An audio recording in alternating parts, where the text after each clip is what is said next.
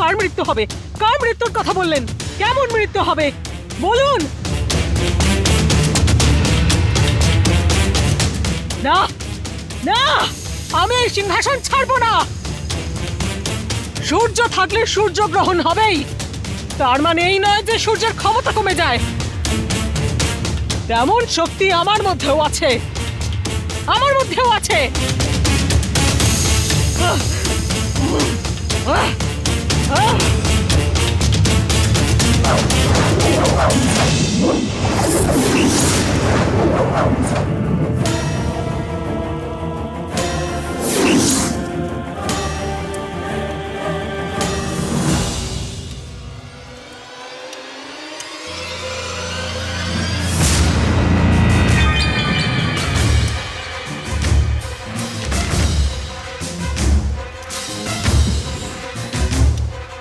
দেবী, কেউ একজন এসে কিছু বলে গেল, তার জন্য এত চিন্তা করার কি আছে?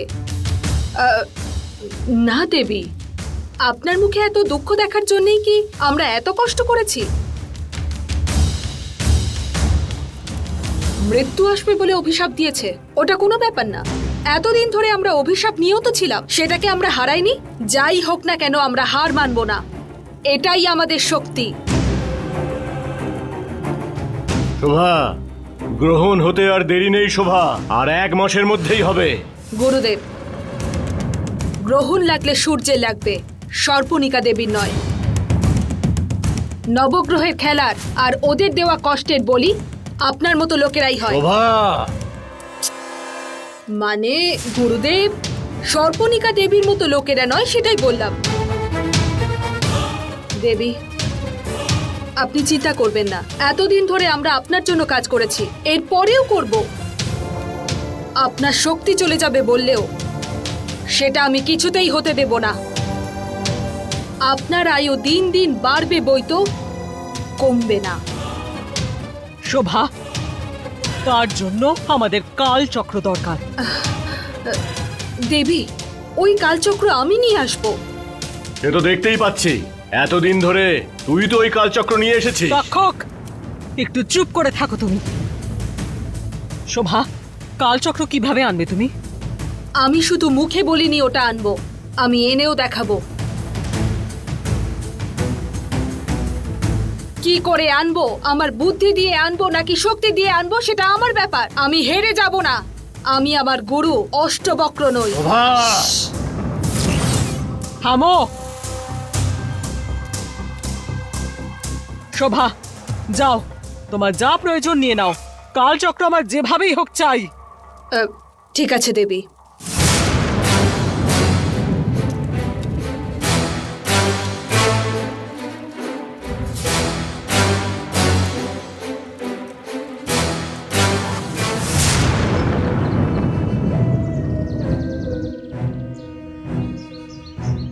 পানাগা। পানাগা নয়, আমি পরমেশ।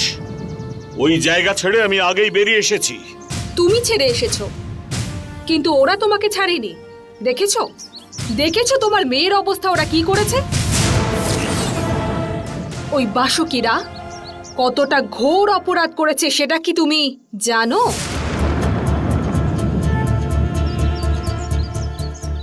মৃত্যু জীবনে একবার আসে, কিন্তু বাসুকিরা তোমার মেয়েকে প্রত্যেকটা দিন মেরে ফেলছে। কেন? আবার কি হয়েছে? কি কি করেছে আমার মেয়েকে ওরা? খুনি বানিয়েছে। খুনি বানিয়েছে?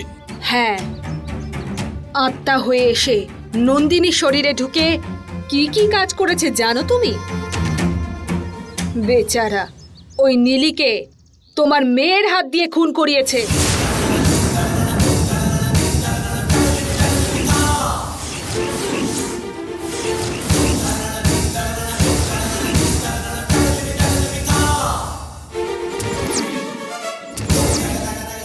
নীলি মারা গেছে, আর তারপরে তোমার মেয়েকে দেবে যন্ত্রণা।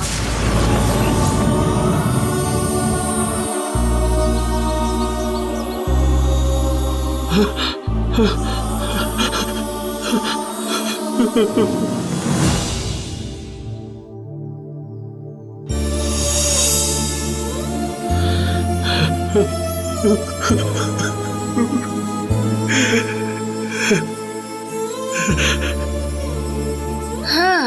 না পানাগা, তোমার মেয়ে খুন করেছে এই বিষয়টা শুনে তুমি এত দুঃখ পাচ্ছ? যখন তুমি শুনবে তোমার মেয়ে খুন হয়েছে তখন কি করবে? যথেষ্ট হয়েছে শোভা, তোমার কথা দিয়ে আমাকে একটু একটু করে এভাবে মেরো না। আমার মেয়েটাকে কিভাবে বাঁচাবো তার যদি কোনো উপায় থাকে বলো, এসব যাতা বলো না। পানাগা, আমার কথাটা ঠিক করে বোঝার চেষ্টা করো। দেখো, তোমাকে ভয় দেখিয়ে আমার কোনো লাভ নেই। তোমার মেয়ে মরে গেলে আমার কিছু যায় আসে না। দিনে 1000 জন জন্মায় আর 1000 জন মারা যায়। এসব ব্যাপার নিয়ে আমি চিন্তা করে কি করব বলো তো? কিন্তু দই ভাত হোক আর নুন ভাত, তোমার কাছে আমি অন্ন গ্রহণ করেছি, সেই জন্যে সতর্ক করব বলে এসেছি। ক্ষমতায় থাকা লোকেরা স্বীকার করতে বেরোলে কোনো শত্রুই তখন পার পায় না, কিন্তু ক্ষমতার জন্য স্বীকার করতে বেরোলে সবাইকেই তারা শত্রুর চোখেই দেখে। রেগে থাকা সর্পণিকা ধারওয়ালা তলোয়ারের মতো, তার সামনে কোনো বস্তু আছে না ব্যক্তি আছে সেটা চিন্তা করে না, যাকে সামনে পাবে কেটে ফেলবে।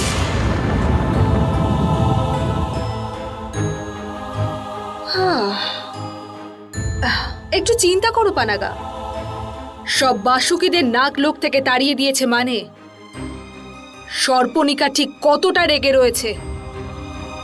ওই রাগের বলি তোমার মেয়ে যদি হয়? সেটা হবে না, সেটা হতেই পারে না। কিন্তু কি করব আমি, কি করব বলো? কিছু তো উপায় আছে। উপায়? বিয়ে দিয়ে দিতে বলেছিলাম তো, দিয়েছো কি? আরে তার জন্য অন্তত ছেলেটাকে রাজি হতে হবে। কতবার করে তো বলছি, কিন্তু রোজ পিছিয়ে যাচ্ছে সে। ঠিক আছে, তাহলে তোমার মেয়েকে বাঁচানোর জন্য আর একটা সুযোগ আছে। বলো কি উপায়, সেটা আমি করব।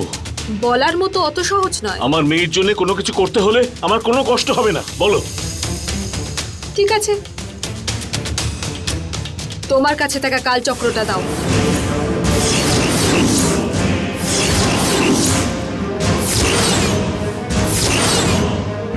এটাই একমাত্র উপায়। যে মেয়ে তোমাকে আদর করে বাবা বলে ডাকে তার কথাই বন্ধ হয়ে যাবে। তোমার কোলে ঘুমানোর জায়গায় মাটির নিচে ঘুমোবে। শোভা, শোভা, দয়া করে আর কিছু বলবে না তুমি।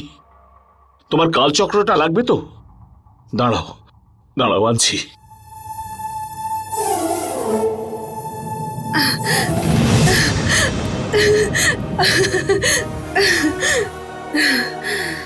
ত্রিশালা, নম্বুদারি, তোমরা কি একাই বুদ্ধিমান? এরপরে সব শেষ। এবারে নাগলোক সর্পণিকা দেবীর হবে।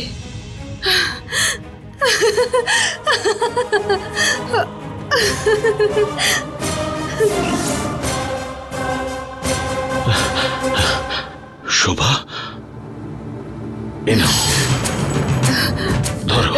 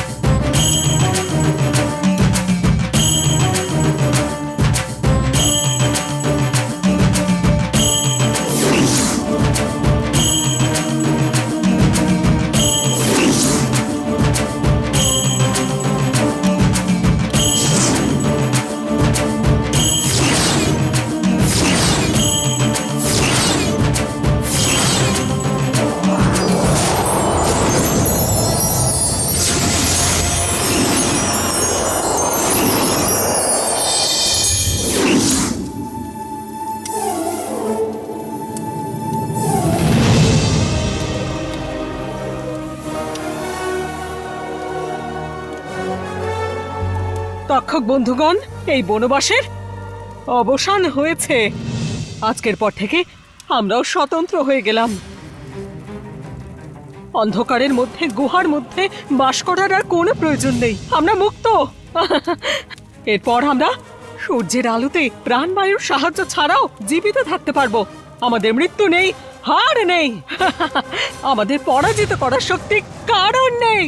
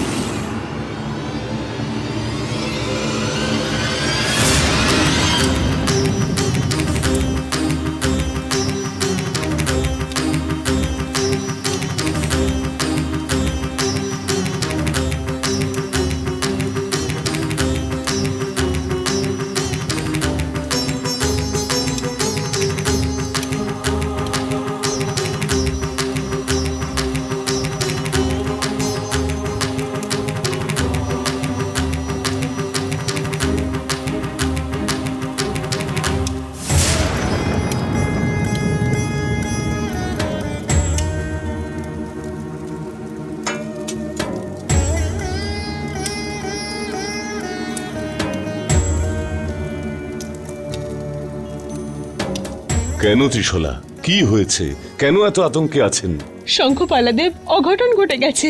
আমরা যা নিয়ে ভয় পেয়েছিলাম বনেগা সেটাই করেছে। ওই লোকটা কি করেছে? নন্দিনীর বিষয়ে কি কোনো ভুল সিদ্ধান্ত নিয়েছে? তা জানি না, কিন্তু এটা শুধু নন্দিনীর বিষয় নয়, পুরো নাগলোকের বিষয়। কালচক্রটা কালচক্রটা? কালচক্রটা নাগলোকে সরভার হাতে পৌঁছানো হয়েছে।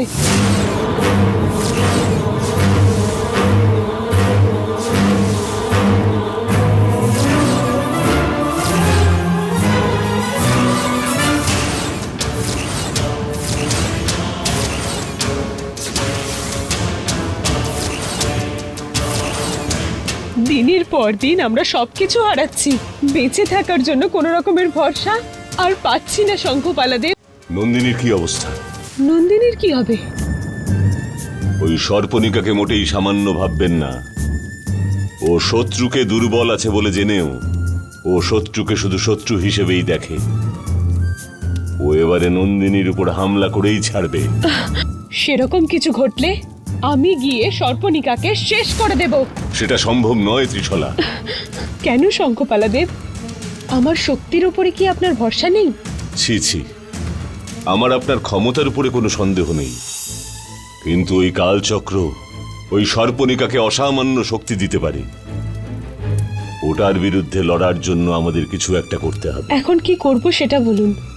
সেটা আমি আপনাকে পরে বলবো, কিন্তু আর একটা মাস নন্দিনীকে আমাদের চোখে চোখে রেখে রক্ষা করতে হবে। যদি কোনো ভুল হয়ে যায়, নাগলোকের দরজা আমাদের জন্য চিরকালের জন্য বন্ধ হয়ে যাবে ত্রিশলা।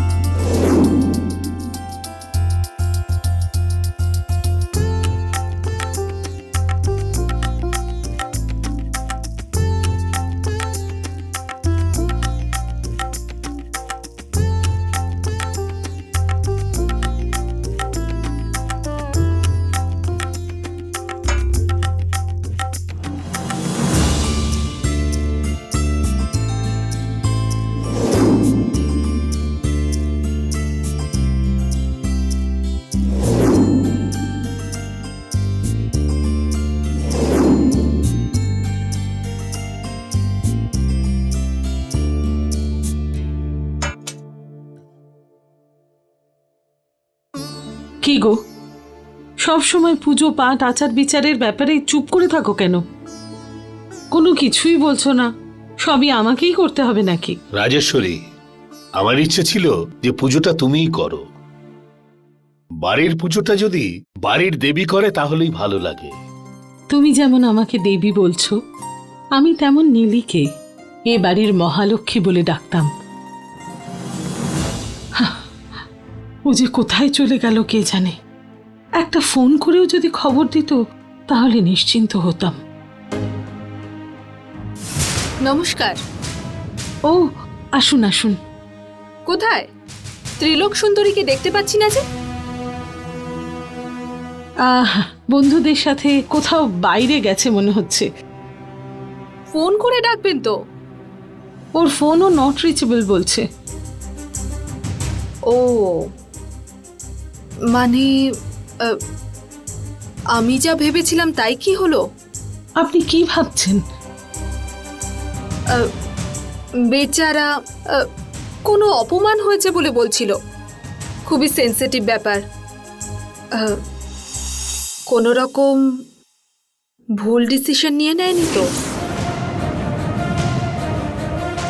শোভা ম্যাডাম, দেখুন দয়া করে এমনি কথা বলবেন না।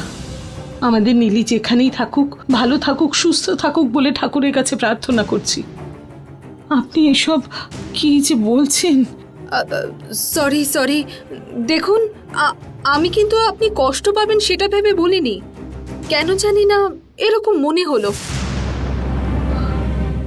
শোভা ম্যাডাম, আমার এখন মনে পড়েছে, নীলি বলেছিল শোভা ম্যাডামের সঙ্গে দেখা করতে যাচ্ছি। শোভা ম্যাডাম, নীলি কোথায়?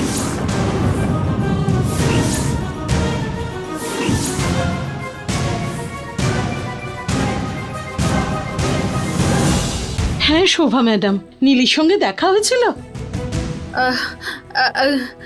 হ্যাঁ তো ফোন করেছিল তো। ফোন করেছিল আমাকে। বিয়ের বিষয়ে খুবই নাকি চিন্তায় আছে বলছিল। আমি তো বোঝালাম ওকে বিয়ে মানে একটু টেনশনে থাকাটা খুবই স্বাভাবিক। তারপরে ওর জন্য খুব খারাপ লাগছিল। ওই নন্দিনী আর ওর বাবার ব্যাপারে আমার তো একটা কষ্ট আছেই। কি আর করতে পারি শোভা ম্যাডাম, দুর্ভাগ্যবশত কোন কোন রূপে এসে গায়ে পড়ে দেখুন। আপনি ওনার কাছে জিজ্ঞাসা করেননি?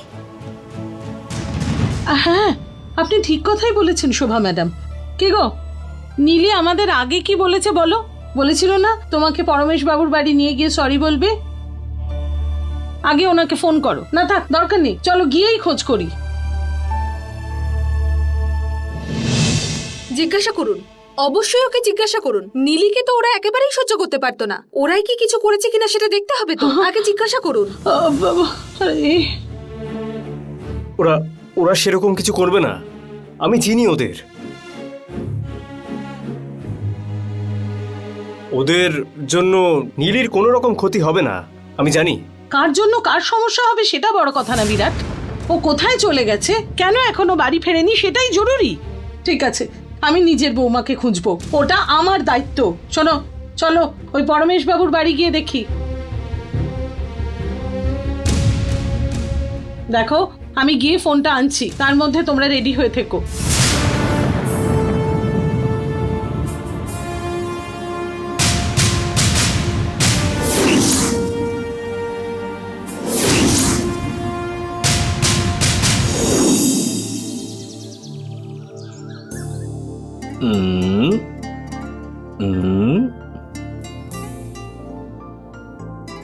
সোনা, হাঁ কর।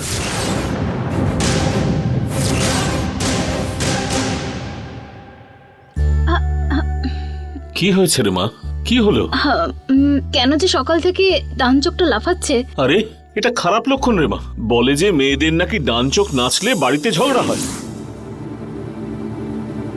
হ্যাঁ, তেল মাথায় দিয়ে স্নান করছিলাম, তাতেই আমার ঠান্ডা লেগে যাবে বলছো তুমি বাবা এসব? ঠিক আছে, তাও একটু সাবধানে থাকবি তুই। কি হবে ডান চোখ লাফালে? সেটা এই যে পরমেশ বাবু